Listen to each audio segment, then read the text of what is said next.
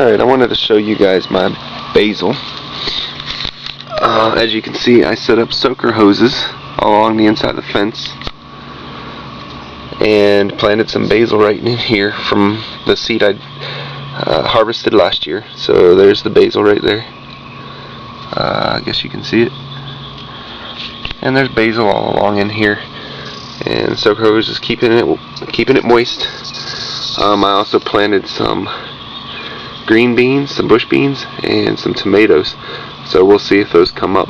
If they come up, I will be showing you what they look like. And of course, the cicadas are still all over the inside of these trees.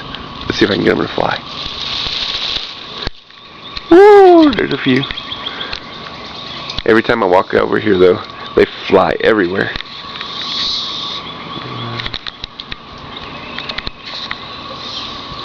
But they're starting to die. As you can see, there's tons of them at the base of this tree. Just a couple down there, just dead.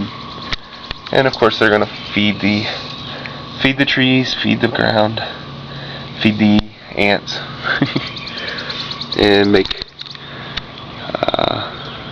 the soil even more nutritious for the plants.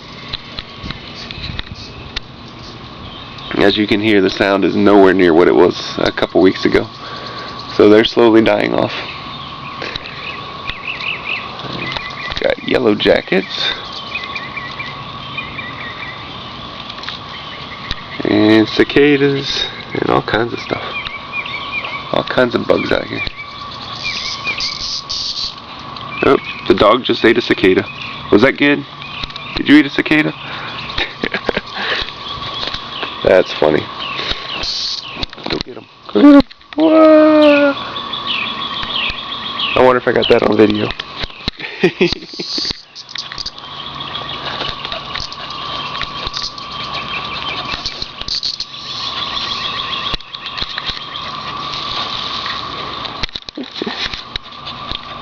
She's loving them though.